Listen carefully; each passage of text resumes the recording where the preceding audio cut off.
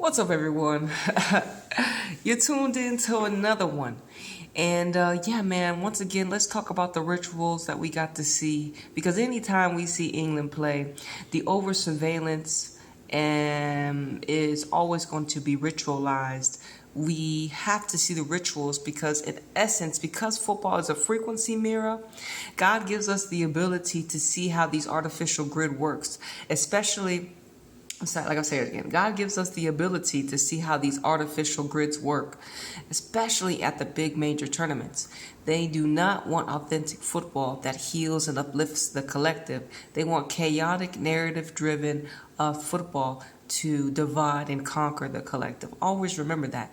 They're not using football to bring a community together. They're using football to push their narrative and optics of whatever weirdness that they continue to push. But like I said, we ain't having it, so let's decode it. Now, if you don't know, they did let us know, like I don't listen to the commentary, but they did flash on the bottom that apparently this was the 33rd meeting of Italy and England. And of course, the first goal had to be in the 33rd minute for the ritual to actually start. It was a good goal, very composed goal from the Italian player. But like I said, once again, England having to come from behind narrative because they're in disharmony. When you have only one black girl out there and the other only black girl you have there had to step away because she's being abused online, this is what you get: chaoticness and disorganization. And you can't get a collective behind this type of rhetoric, this types of things that we're seeing. Because like I said, the collective may not know now, or they know, but they just don't want to talk about it. But your girl will. They know that how can we get behind a system that literally abuses their players? And not just the players that look like me, the players that look like Chloe Kelly too, and Ella Toon, and all y'all other niggas that be getting abused in your own league type shit. Okay, so don't act like we ain't hear Chloe Kelly had to tweet to us too, talking about she being held hostage. Let's continue though. So the ritual starts with the 33rd minute goal, and England, of course, are still playing chaotic, dysfunctional, egotistical football like they always do. And Italy, they're playing Italian style football. I didn't really see too much from Italy. I liked the spaces that they were able to open up, but that was it. That was all Italy was going to be given in that moment.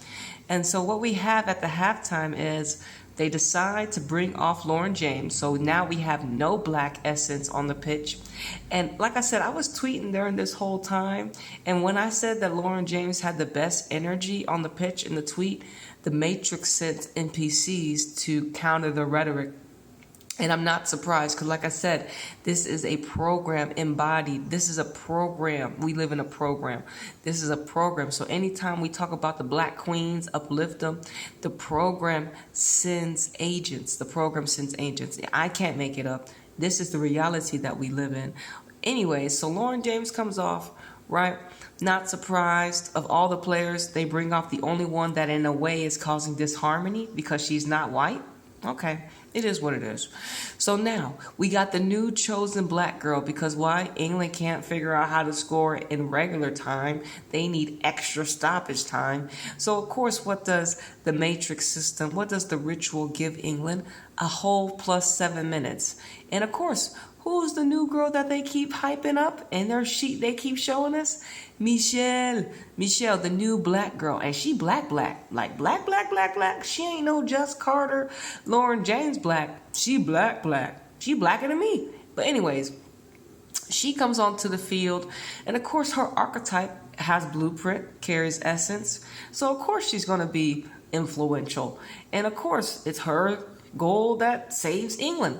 Like Lauren James' goal saved England. So am I surprised? No. But it just shows you not too many ninjas on the pitch for England. And once again, it's always the niggas showing up for England to get the job done. So Michelle helps England equalize, right? But that's just not enough, right? Because, they have to figure out how they're going to, win. So Italy fumbled the bag, which they were never going to be able to win if the game was actually played proper. In a way, like we didn't need a ritual to have England beat Italy. we could just have them play harmonically, but like I said, it's narrative driven, over surveillance. But it in the fact that their Hollywood media football spectacle is over dramatic, it is continuing to show us this is how they get down. Once again, so then we have to wait a whole 15 minutes of the first additional time, and nothing happens. And then what happens, of course? A penalty. And honestly, the replay of the penalties was brief. So apparently, who was it? Beth Mead? I don't even know who went down. But it was around the 118th minute. And so you see how they give Kelly the 119th goal. But it was 118 minute when she given the penalty. And what number does Chloe Kelly wear? Number 18. Are we surprised? The numbers were numbering. The numerology was on full display. Like I said, the rituals don't play, especially when you watch an over surveillance team like England, narrative-based driven collective. So once again, the goal was saved because Spirit rejected it, but the ritual overruled it when the ball went back to Kelly.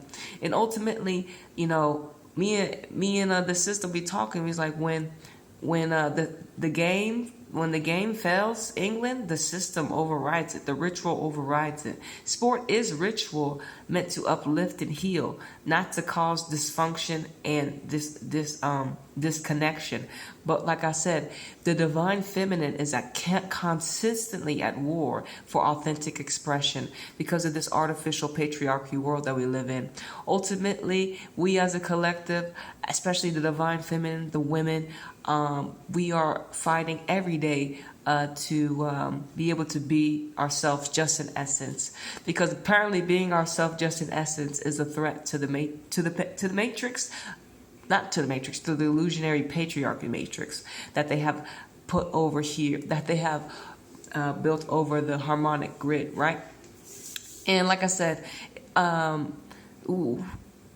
can't get behind teams that make mockery of essence when it comes to Sweden and England's penalty shootout. I can't get behind teams that have players that have to log off social media because of the abuse.